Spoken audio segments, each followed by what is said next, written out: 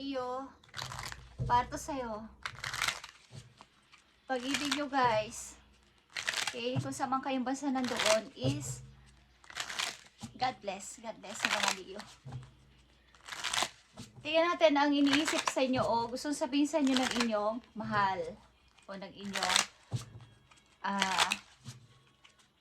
relasyon. Okay? Kung kayo nasa relasyon, tingnan natin ang gustong sabihin sa inyo ng person na to. Sino man tong inyong karelasyon? Leo, I wish we could be together forever. Okay. Gusto niya, wini-wish niya na kayo ay magsama forever. Gusto mo ba yun, Leo? Wini-wish ang tao na to na magsama kayo forever. O magkasama na. Wish niya to. Ibig sabihin, hindi pa kayo nagsasama sa mga Leo na nandito. Wini-wish ng tao na to na gusto niya kayong makasama na sa habang buhay. You have to be patient. Okay. So, kailangan pa daw dito na konting pasensya, Leo. So, mihingi siya sa'yo ng pasensya o parang konti pang pagtitiis, Leo. Konti pang pagtitiis, Leo. I'm tired for running. Urong-sulong. Gusto kanyang makasama ang matulog. Okay, hindi pa ba kayo nagkakasama sa loob ng bahay? O hindi pa ba kayo nagdi-date ng person na to, Leo? Sa mga Leo na nandito. Hindi pa ba kayo nagsasama? Tingnan natin to. Wini-wish niya na sana magkasama na tayo forever. Ano ba ang mga sitwasyon niya? Bakit ito yung wish niya? Ano yung naiisip niya, Leo, para sa'yo? Bakit ito yung kanyang wish? Okay, at you have to be patient. Bakit kailangan mo pa ng pagpapasensya o haba ng pasensya dito sa relasyon ninyo? Okay, titignan natin to. And I'm tired of running. Sa mga Leo na nandito sa reading, ito ang mga message sa inyo o sitwasyon ng inyong karelasyon. Okay, I wish could be together. King of Swords is here. And the Ten of Wands in reverse. Okay, maaaring ang iyong karelasyon na to ay meron pang problema sa kailang sariling tahanan o sarili lang buhay. Kaya, hindi pa kayo, halimbawa, gusto nyo magpagawa ng bahay. Gusto nyo, may mga kanya-kanya kasi kayong problema ng iyong karelasyon. At maaaring ito ay gusto na niyang pumili. Gusto na niyang itigil itong responsibilidad niya sa kanyang family maybe. At ikaw ang kanyang piliin. Ito yung wish niya, na kayo ay magkasama together forever. Okay, at andito pa siya sa time na nag-iisip ng maging practical na ako. Ibaba ko na tong mga bagahe ko na to sa pamilya ko at isipin ko na si Leo. Okay? At you have to be patient, Leo. Andito yung Three of Cups and Justice. Okay, guys. Maaaring dito ay may mga complex kayo ng iyong karelasyon, may mga silosan, may mga third party involved dito na pinag-uusapan at humihingi siya palagi sa ng sorry, something, or vice versa. May mga hindi pagkakaunawaan dahil sa mga pakikipagkaibigan kung kani-kanino at mga maling chismis, paniniwala sa mga maling chismis at mga hindi niyo pagkakaintindihan. So ito yung hinihingi niya sa iyo ng parang bigyan mo pa ako ng, kumbaga, nagpapaliwanag ang tao na to sa iyo ng kanyang side, ng kanyang version. Kaya lang ay meron ditong pag-iisip. Hindi ko alam kung ikaw, Leo, but meron ditong pagtitimpi. Papaniwalaan ba kita sa sinasabi mo sa akin, sa mga paliwanag mo sa akin? Okay, I'm tired for running. Speaking of running, nagra-running ang tao na to. Okay, at the Hierophant is here. Okay. Maaring ito ay problemado sa kanyang sariling tahanan. Or kayong dalawa mismo, sa ilang Leo na nandito sa side na to ay mag-asawa. At mayroon kayong problemang usapin sa inyong buhay mag-asawa. Meron ditong on and off relationship. Aalis, babalik, at papatawarin, pag-uusap, at walang katapusan. Okay? So, nakakapagod yan. Leo, ano ba ang dapat nyong gawin dyan? Andito yung always could be together forever sapagkat may problema ang tao na to sa sarili niya, family. Kahit na ano pang gawin niya, is, hindi siya doon makalabas, but this time, parang nag-iisip-isip na to na tapusin na ang kanyang responsibilidad na to sa kanyang pamilya at ikaw naman ang pansinin niya. Okay. Tingnan natin to, Leo. Ang iyong pag-ibig na to.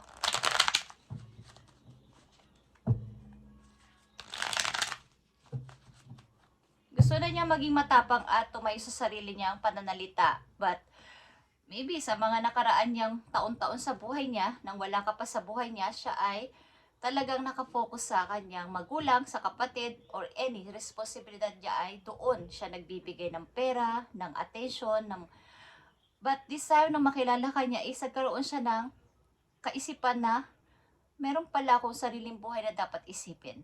At yun ay si Leo. Okay. I wish could be together. You have to be patient, Leo. Maaaring ito ay babaero, playboy, playgirl. Okay, sa magandang pananalita. Pag Tagalog kasi parang, at I'm tired of running. Nakikipag-flirt pa rin sa iba kahit na mayroon ng karelasyon. Okay. At paliwanag ng paliwanag. Mahilig din ang isang tao dito sa mga chat-chat sa iba't ibang tao. Friends of friends, chat-chat, at nalilink. Nalilink kung kani-kanino. So, andito yung pag-iisip-isip kung dapat pa kitang patawarin o tama na to talaga. Okay, I wish could be together forever. Okay. 7 of Cups is here and Wheel of Fortune. Okay. Maaaring ang person na to ay merong iba na ngayong, nag-iisip siya ng mga magagandang bagay at magandang parang trabaho, magandang pagkakitaan, pumili ng nararapat na magandang pagkakitaan para sa ating dalawa, Leo. Maring ito ay mayroong mga ginagawa ngayon sa buhay o may gustong gawin sa buhay para tumaas ang kanyang kaperahan din. Okay, maring ito ay, hindi ko alam kung nag-aaral to or may mga tinitrain pa siya para sa kanyang ikakaunlad pa para sa inyong dalawa. Meron siyang pangarap para sa inyong dalawa, Leo, ng person na to. Okay, you have to be patient. Andito ang 4 of Pentacles. And the Queen of Pentacles is malungkot dito ang isang energy. Ito ay energy ng Capricorn, but ito ay maybe you, Leo, na andito yung, guys,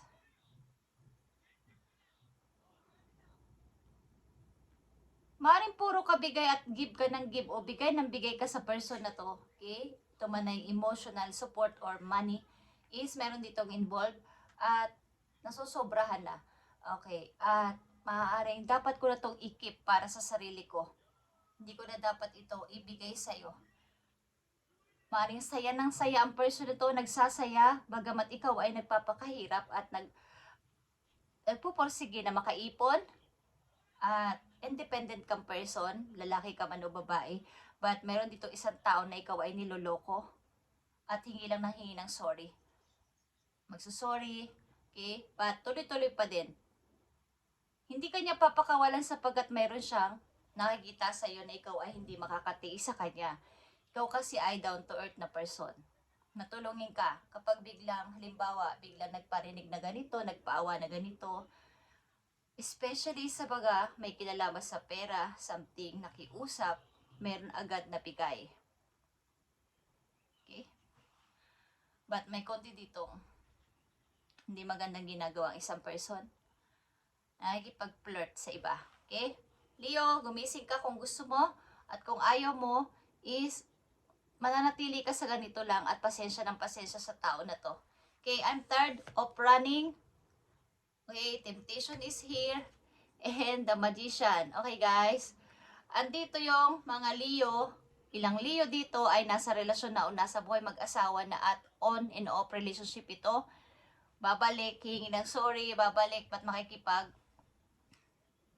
Hindi naman kasi makawala sa kasal. Kasi kasal sila. So, hindi mahiwalay. Bagamat ayaw na ng isa ditong person. Kaya lang ay may kasal.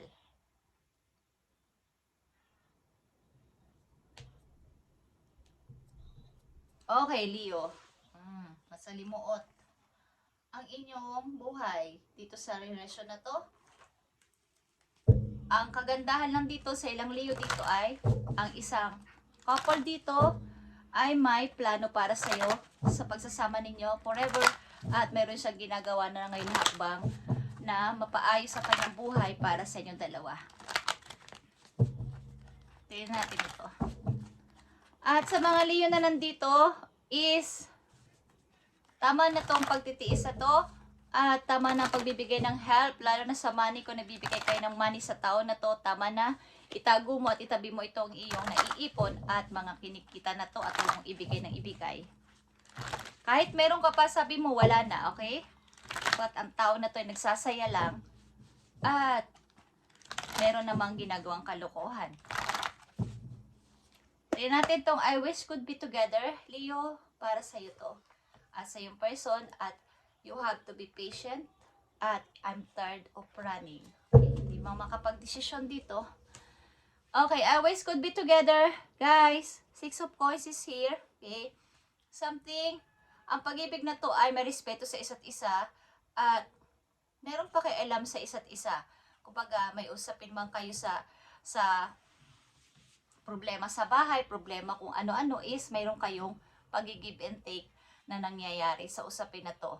Merong magandang relasyon yung nasa unang message na to sa dalawang couple at may pag-aayos kahit na ano pang mangyari is may pag-aayos kayo ng dalawa at pag-uusap ng maayos. Hindi nag-aaway, nag-uusap ng maayos, may respeto. Okay, maaaring kayo ay magkalayo pa ng tao na to. At you have to be patient, guys. Nakikita nyo ba to, guys? So, 4 of arrows. Sobra nang nawawala ng energy ang tao dito na isa. Maybe you or your person, but ito ay ikaw, maybe. Maybe any, kahit ano pa ang gawin ng tao na to sa'yo ay malambot ang puso mo sa kanya. Nakikita mo man itong may ka-third party o merong sinachat na iba, something is at nasosobrahan na ang pagbibigay mo sa tao na to, any. Ano man itong binibigay mo ay, nandun ka pa din. Mahal ko pa rin siya. Parang pinoprotektahan mo pa siya eh. Okay? Hanggang kailan mo to gagawin. Okay, I'm tired of running, guys. Nakikita nyo to, guys. The triumph is here. Gusto makawala ng isang tao dito sa relasyon, kaya lang ay kasal siya. Meron siyang hinahanap na pag-ibig na hindi ito. Ito yung kasalukuyan niya, hindi ito yung kanyang gusto. Ano man ang gawin niya na pag-grow dito sa relasyon na to, sa buhay mag-asawa na to, may iba siyang gusto. May iba siyang, may tinitibok na iba ang kanyang puso. Ibig ko sabihin, okay? Kaya gusto na niya makawala sa marriage. Gusto niya ng pagbabago din, syempre. Wala na kasing pagbabago. Lagi na lang may away at usapin. Magbabati, gagawa ng kasalanan, hihingi na naman ng sorry, babalik, gagawa na naman ng kasalanan. Okay, at nakakapagod na. Okay, Leo. Tignan pa natin ang information dito, guys, sa inyong pag-ibig.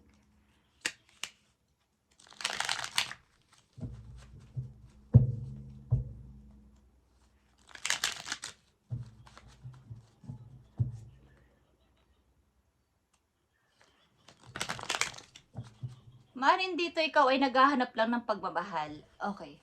Kaya lang ang natagpuan mong tao ay talaga namang hindi ka pinapahalagahan. Kailangan mo magtabi ng para sa'yo. Leo, huwag bigay ng bigay. Lalo na pag may money involved. Huwag nang bigay ng bigay. Okay. Tignan natin pa ang information dito, Leo. I wish could be together. You have to be patient. At I'm tired of running. Thank you, Spirit. Okay, guys. Ito ay maaring online dating. Nag-uusap kayo online nito at palitan talaga ng message ito. Mag-message, balik ulit. Online ito, okay? Na parang talagang direct message at talagang kayo ay nasa okay na relasyon. Kaya lang ang taon na to ay merong tinatapos pa, but wish kang makasama nito forever at meron siya mga plano, may balak siya sa'yo na maganda at meron siyang pangarap na bigyan ka ng magandang buhay, guys. Okay. At you have to be patient, guys. Yeah. Magpi-patient ka pa ba dito, Leo? Andito ang message for you. Ito ay death or rebirth. Kailangan mong makita na may liwanag doon. Kailangan mo nang umalis dyan sa sitwasyon na to na ikaw ay drain na, guys. Nadidrain ka sa kakukuha ng energy ng tao na to sa'yo. At pasensya na, Leo. Yan lang ang lagi niya sinasabi. Sorry na, Leo. But, wala pa din.